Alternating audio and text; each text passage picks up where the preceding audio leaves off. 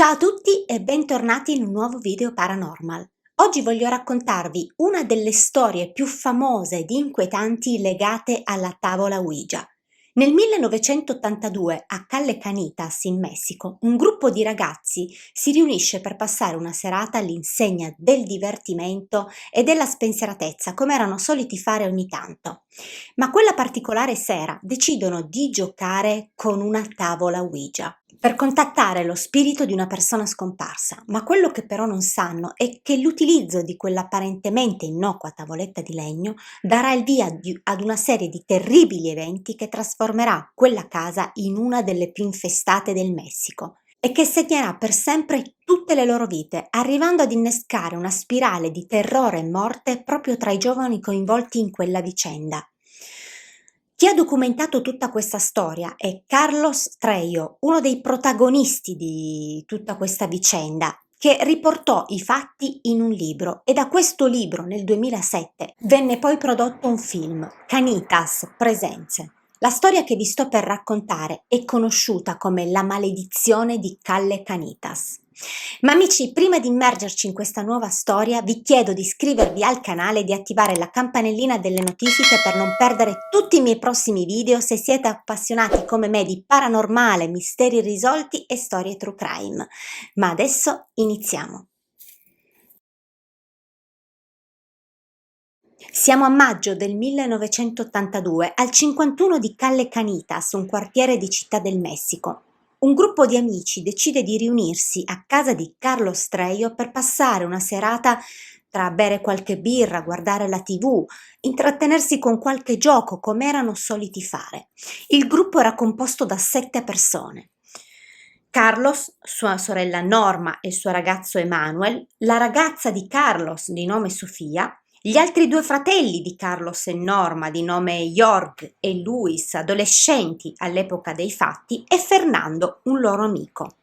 Ad un certo punto della serata, però, Carlos tira fuori dal sotto il letto una tavola Ouija, intenzionato a giocare con quella tavoletta che aveva acquistato, pare, al mercato da un'anziana signora e che la stessa lo avrebbe avvertito di non usarla dopo le 7 di sera.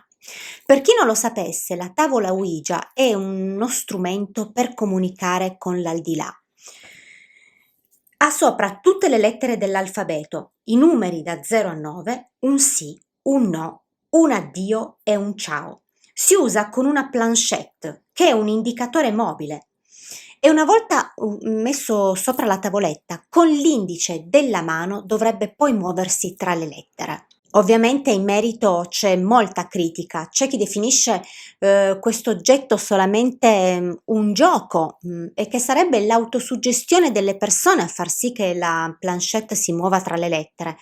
C'è però chi crede alla potenza di questo strumento, tanto da arrivare a mettere in guardia chi lo utilizza. Ma torniamo alla storia. Tra bevute e risate, i ragazzi decidono di contattare lo spirito di qualche persona deceduta ed è qui che viene l'idea a Norma di contattare lo spirito del suo ex fidanzato che era morto qualche tempo prima in un incidente.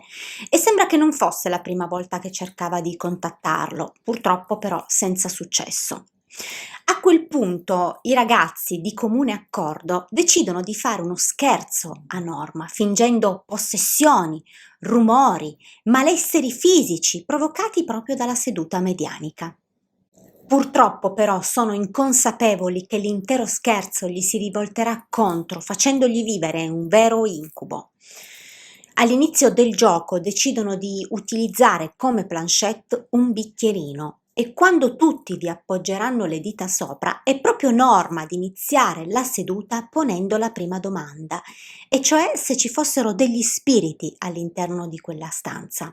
Il bicchierino inizia a muoversi e si ferma su un sì.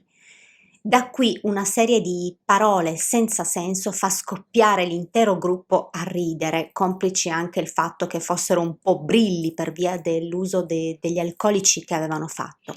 Ma qualcosa cambia ad un certo punto ed è qualcosa di sinistro, quando sulla tavola inizia a formarsi una frase: non scherzate con il diavolo.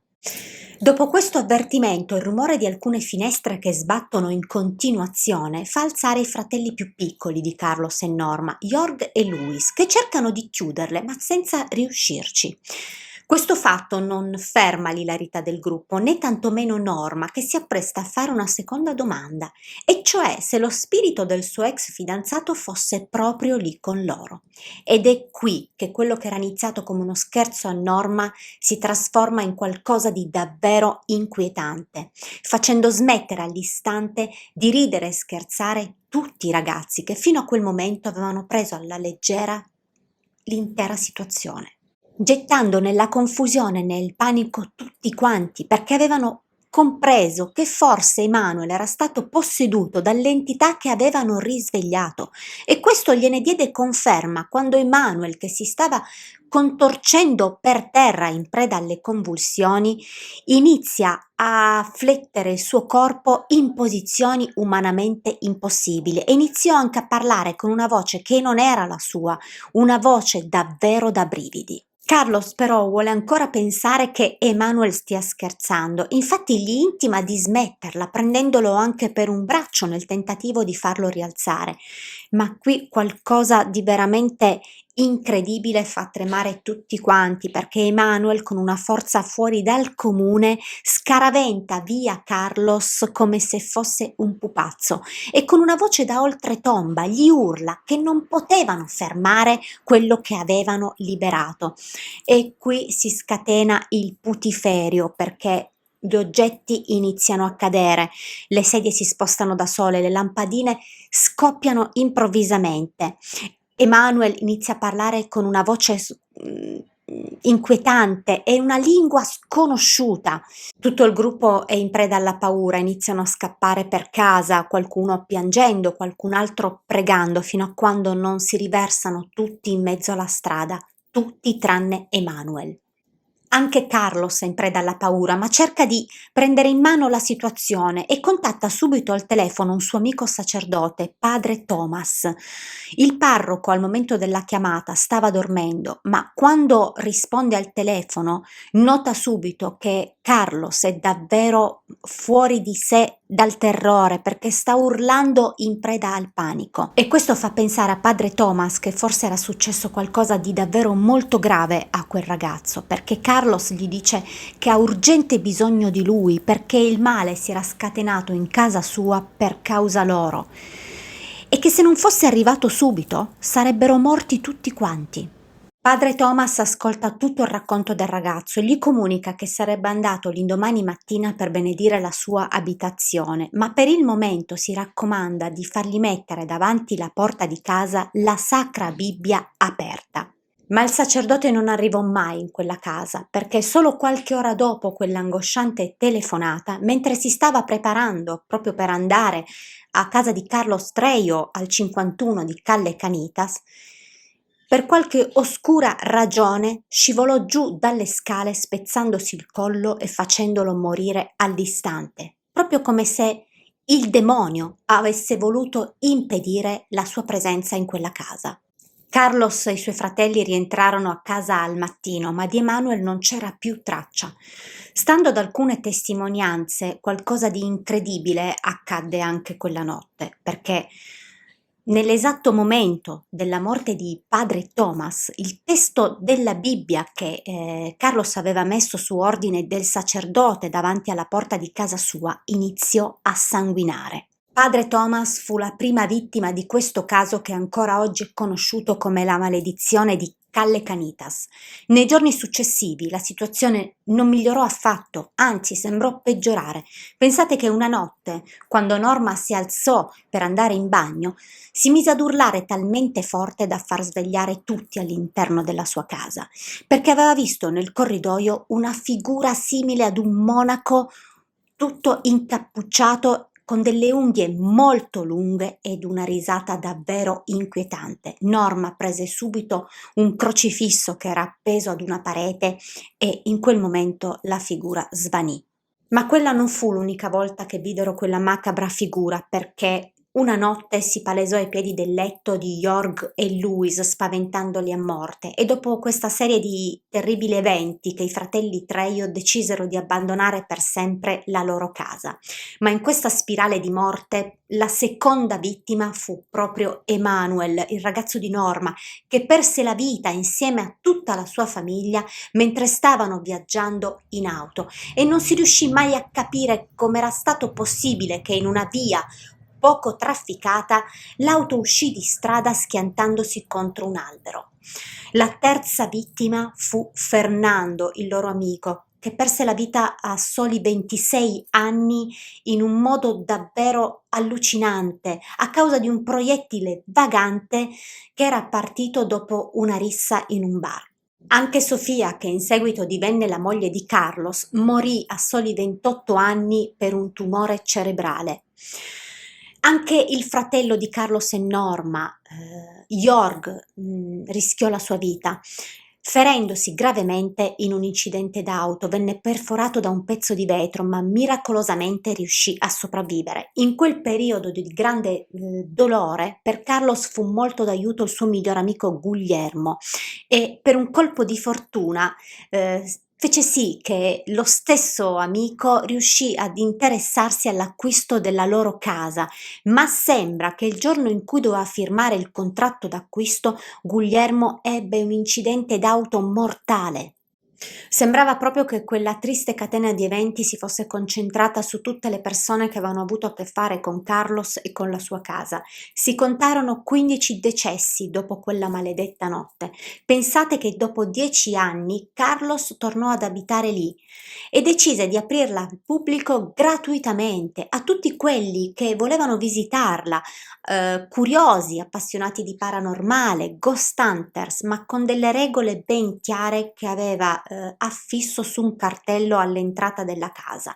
Vietato fare foto a Carlos, vietato parlare di fantasmi e vietato fare foto all'interno della casa. Carlos è assolutamente convinto che quella casa è il fulcro di attività paranormali e la causa di tutte quelle morti.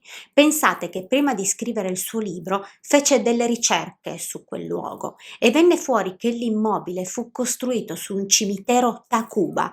Quest'ordine era conosciuto per le pratiche poco ortodosse su miscredenti e peccatori che venivano torturati e brutalmente uccisi.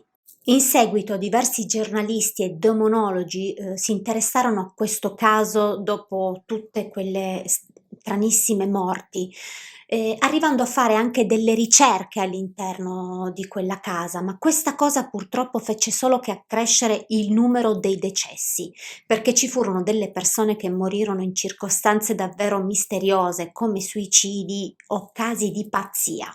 Ovviamente tutte queste morti sono davvero molto misteriose, come possiamo immaginare qualcuno in merito è davvero scettico, soprattutto quando uscì il libro di Carlos si pensò che avesse inventato tutto solo per soldi. Per dovere di cronaca devo dirvi che da qualche parte ho anche letto che forse Emanuel non era veramente morto. E non so se vi ricordate, all'inizio, quando abbiamo iniziato questa storia, abbiamo detto che Sofia aveva cercato di mettersi in contatto con il suo ex fidanzato che era deceduto in un incidente d'auto e non ci era riuscita. Questo perché il suo ex fidanzato sembra che non era veramente morto, ma che abbia finto solo per tagliare tutti i ponti con la sua ex fidanzata.